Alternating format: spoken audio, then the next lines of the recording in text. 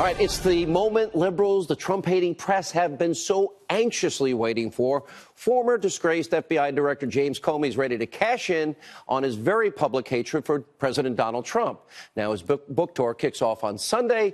We couldn't have scripted this any better. He's sitting down for his first interview with Clinton sycophant turned ABC so-called news journalist George Stephanopoulos. Watch this promo they're running. How strange is it for you to sit here and compare the president to a mob boss? This Sunday night on ABC. Are there things that you know but haven't said that could damage President Trump? James Comey. And to those who say you should have brought Hillary Clinton before a grand jury? The exclusive interview everyone will be talking about. Was President Trump obstructing justice? Should Donald Trump be impeached? Stephanopoulos. Comey. This Sunday night at a special time, 10/9 Central on ABC. Really? Mob boss. Let's think about this. Of all the people, the former head of the Federal Bureau of Investigation, the person responsible for taking down actual deadly criminal gangs, shouldn't James Comey know better to make an outrageous comparison like that? Now, since Comey clearly doesn't know what he's talking about, we're going to remind the former FBI director what an actual mob boss looks like. Like, for example, Al Capone. Remember? Notorious gangster, organized the illicit gambling, prostitution, tax evasion, and, of course, was responsible for an untold number of murders, including 7 people in one day, which is now famously known as the St. Valentine's Day Massacre. And we got, Lucky Luciano. He was responsible for widespread extortion, prostitution rings, bootlegging, and also murder.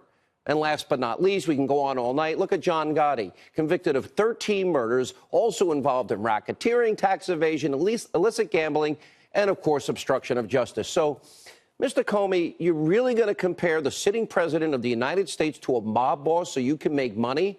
People that are tied to murder, drugs, money laundering, extortion, prostitution, loan sharking, and all sorts of other racketeering crimes.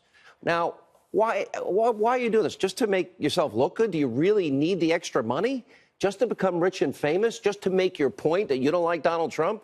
Now, I guess since Comey, if he's going to use this sweeping analogy, I've decided tonight we're going to use the Comey standard, I call it, and make some comparisons of our own. Now, if Comey thinks Trump is a mob boss, if he is in his eyes, well, let's talk about a family responsible for actual crimes. We'll call it the head of the notorious political cabal, of course, Bill and Hillary Clinton, the Clinton crime family.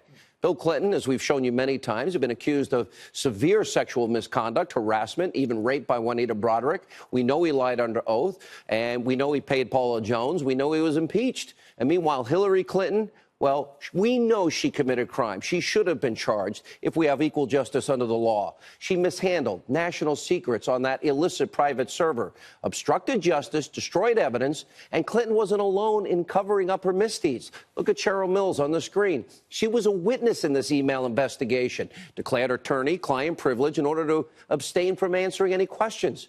Attorney-client privilege, imagine that. Now, longtime Clinton aide, remember Uma Abedin, who possessed classified information on her private computer, uncovered in the Anthony Weiner underage sexting investigation.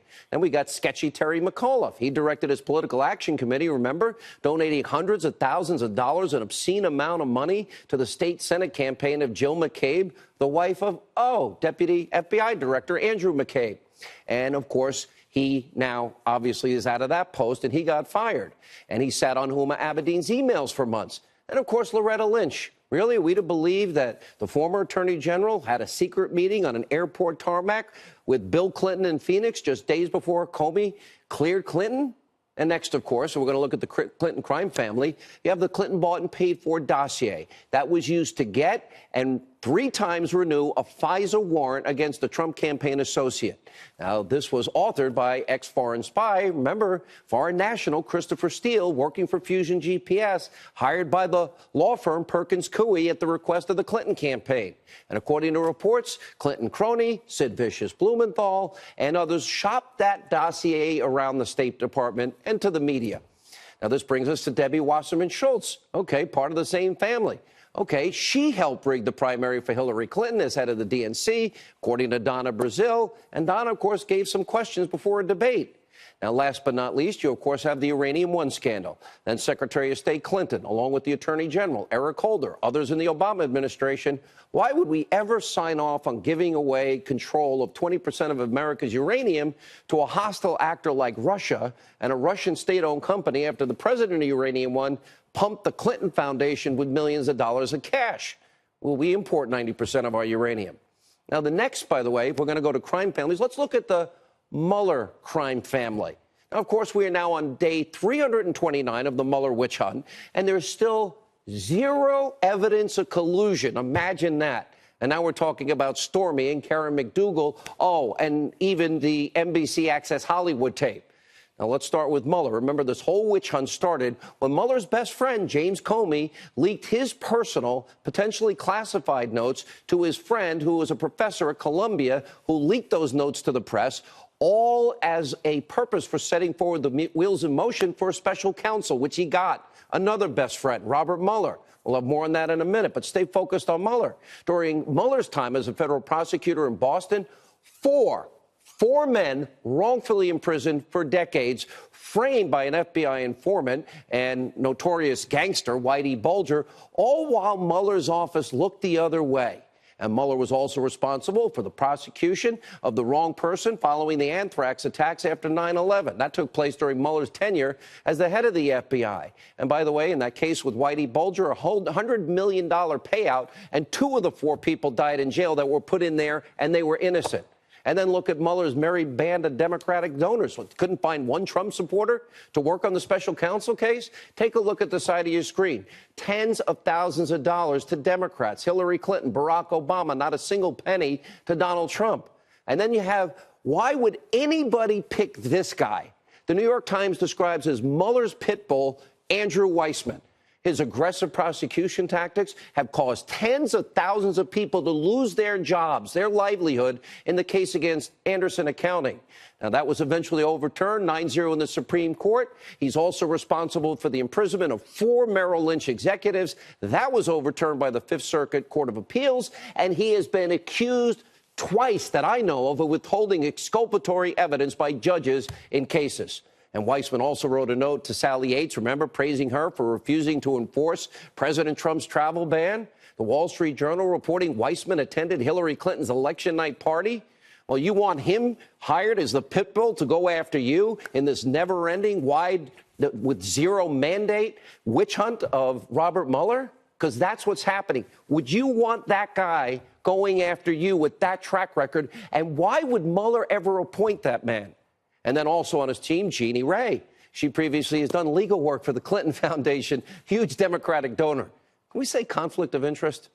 Now, next up, okay, we have the disgraced Trump-hating Lovebirds. There's Strzok, there's Page, who Mueller tapped to help with the investigation. And based on all the text messages that so far have been exposed, there's a lot more coming, hopefully one day. It's apparent that they were out to get Trump from the very beginning, and they're the ones that texted about having the insurance policy in case Donald Trump actually won, and called them pretty much every nasty name in the book. Now, they got removed once their bias was exposed. Now, last but not least, we have one other crime family we want to tell you about. And, well, this is near and dear to Comey's heart. We'll call it the Comey crime family. He loves this analogy. Let's stay with it. And during his tenure at the FBI, we all know about the special treatment that Hillary Clinton received from the Bureau.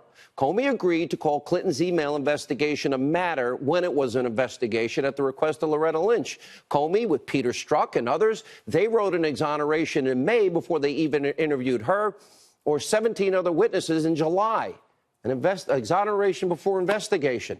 And we also know Comey signed off on multiple FISA warrants against a Trump campaign associate, as did Rod Rosenstein, Sally Yates, and others. And we know that Christopher Steele's phony dossier, well, according to the Grassley-Graham memo, that was the bulk of the FISA application. Hillary paid for it. They never verified it. According to FISA law, they should have, and according to FBI protocol.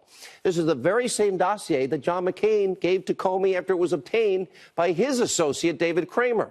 And fellow Comey deep state sycophant, then CIA Director John Brennan, remember, he briefed Harry Reid on that dossier. Harry Reid leaked the details about these Clinton bought and paid for lies to the press. Now, knowing what we now know about what is obvious deep state crime families trying to take down the president. Again, staying with Comey's analogy, aren't you now glad that Trump fired Comey?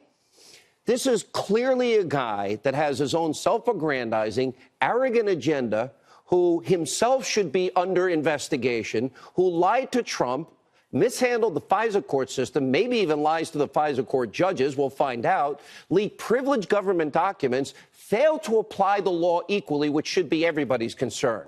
And Comey is now set to make millions of dollars off this impending book tour, all while trashing the president the whole way. Now, I say to Mr. Comey, I'll make you an offer you can't refuse. Come on this show. You get the whole hour. I'm on 570 radio stations with 14 million, 15 million listeners. Promote your book, and I'll ask you tough, fair questions that the American people deserve answered. All right, also tonight, we cannot forget the U.S. preparing to respond to Syria's gas attack against innocent men, women, and children. The president sending a clear warning to the Russian President Vladimir Putin. Trump taking to Twitter earlier today. Russia vows to shoot down any and all missiles fired at Syria. Get ready, Russia, because they'll be coming nice, new, and smart. And you shouldn't be partners with a gas-killing animal who kills his own people and enjoys it. And then the president continued, our relationship with Russia is now worse than it has ever been, and that includes during the Cold War. There's no reason for this. Russia needs us to help with their economy, something that would be very easy to do, and we need all nations to work together to stop the arms race. Now, much of the bad blood with Russia is caused by the fake and corrupt Russia investigation headed up by all Democratic loyalists, people that work for Obama. Muller is most conflicted of all, except for Rosenstein, who signed the FISA and the Comey letter. And there's no collusion, so they go crazy. So it's time for Putin to wake up. And President Trump is nothing like President Obama. You will see. Now, we'll keep you posted on any of these developments out of Syria as they happen, and action could be imminent. Ed Henry will also join us with a full report. We have another breaking news story we are following. This is a major development after 8 months of unprecedented DOJ obstruction under the threat of contempt and impeachment. Rod Rosenstein finally today, at the last hour, cooperated with the House Intel Committee Chairman Devin Nunes and his request to see the original document that started this Russia investigation. Now, Nunes and Congressman Trey Gowdy and congressional staffers, they met with Rosenstein at the DOJ today. We're finally able to view a still redacted version of the document that was used to start this Russia investigation. Okay, good step. Why do we have to push it to this point? And isn't it amazing how Rosenstein all of a sudden starts cooperating after others are threatening him with impeachment and then threatening Christopher Wray in contempt of Congress? You know what? It shouldn't have to come to this. Now, it's a big step. And Chairman Nunes is now saying it allows him to continue the House Intel investigation into the DOJ and the FBI abuses. However, we can't forget, this is one tiny piece of the evidence. Congress, and we know Rosenstein is the one that's obstructed. He didn't want us to know anything about FISA abuses. And Congress is subpoenaed and demanding that 1.2 million documents be turned over. So there's a long way to go. Nunes, Gowdy, other members of Congress, they have constitutional oversight authority.